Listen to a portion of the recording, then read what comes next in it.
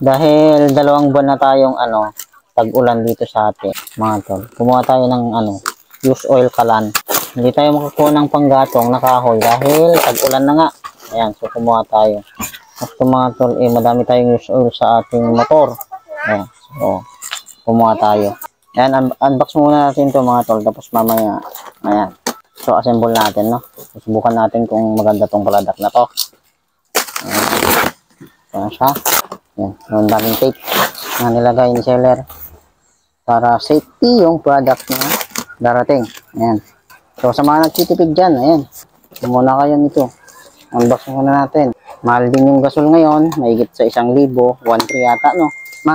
1.3. Ayan, bali ito yung ating kalan. Ayan. May burner siya. Ay, burner ba to? Burner ba to? May kasama siyang ganito. Ayan. Ito yung mga kasama, mga tol. Ayan. Ito yung kanyang blower. Blower siguro to.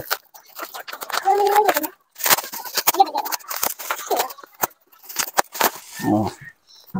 Yung blower. Oh, sakto yung blower to mga tol, no? Ayan, na-assemble natin mamaya.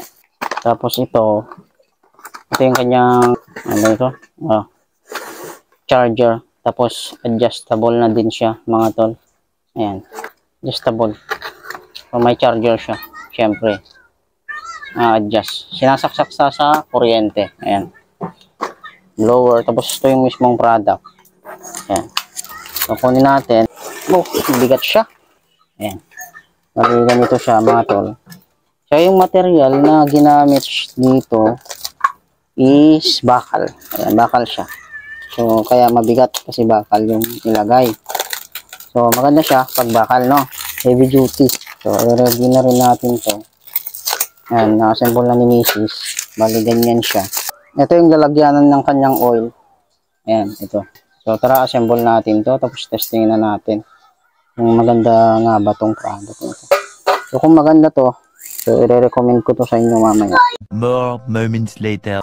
So, ayan, assemble na natin mga tol, no? Ayan. Bale, itong charger niya na adjustable. Nakikita niyo dito. Ayan. Toya power control.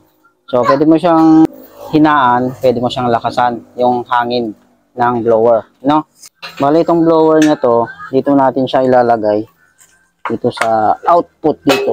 Ayan, dito sa likod niyan. Diyan natin siya ilalagay. Bali, ganyan siya mga tol. Yung besto niya. So, plug and play lang naman pala to. Ayan, so maganda siya. Dito siya ilalagay. Ayan. Bali, ganyan siya mga tol. Tapos ito, kuha kayo ng, siyempre, AC. No? Ilang watts ba to? Titignan muna natin kung ilang watts siya, no? Kung matipid ba sa kuryente or hindi. Ay, bali, DC 12 volts lang siya, mga tol. Ayan. DC, AC, DC. Bali, yung kanyang fan pala mga tol ay nasa DC 12 volts. No? So, bali, tipid siya sa kuryente. Ayan, so maganda siya. Kunin mo nga yung AC natin, yung power station natin. So, yung gagamitin natin para tipid talaga sa kuryente mga tol ay yung ating power station. No? Na-charge sa araw. Ayan. Ito. Gagamitin natin. So, wala ka ng problemahan sa kuryente. Ito na, chinacharge siya. Chinacharge sa araw. Ayan. So, na-review na natin yan, yung ating NLSS na power station. Ayan, ganun lang siya i-assemble. Tapos, subukan na natin. Ito, sinasaksak sa AC. Ayan, matik na yan.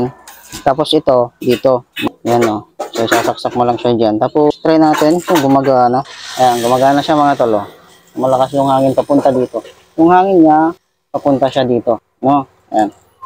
So, mamaya natin paganahin. So, lagyan muna natin ng oil, mga tol. Ayan, dito natin siya lalagay.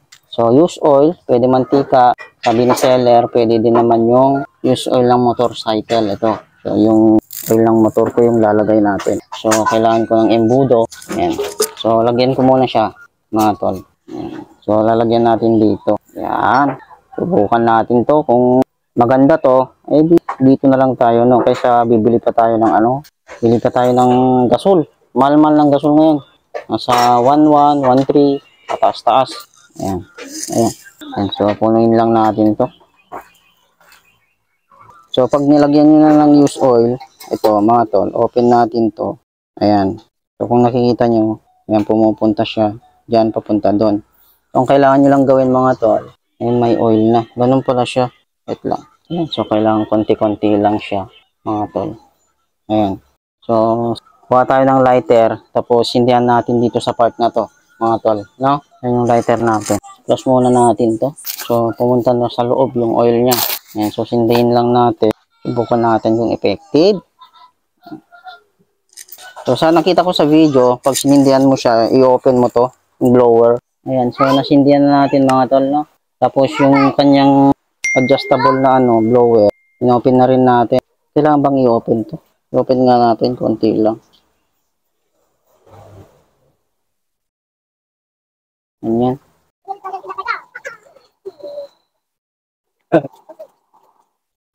Ayan, okay na yata siya.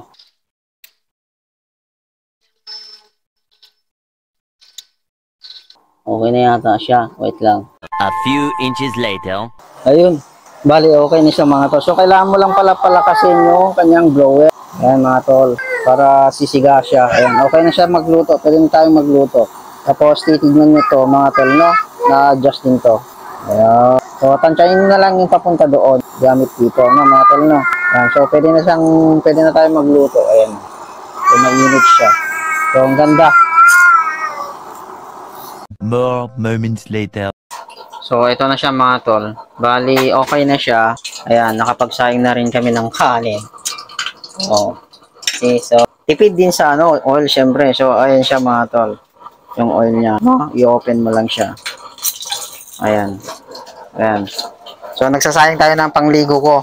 Kasi malamig yung panahon mga tol. So, ito yung adjustment niya mga tol. Ayan. Oh.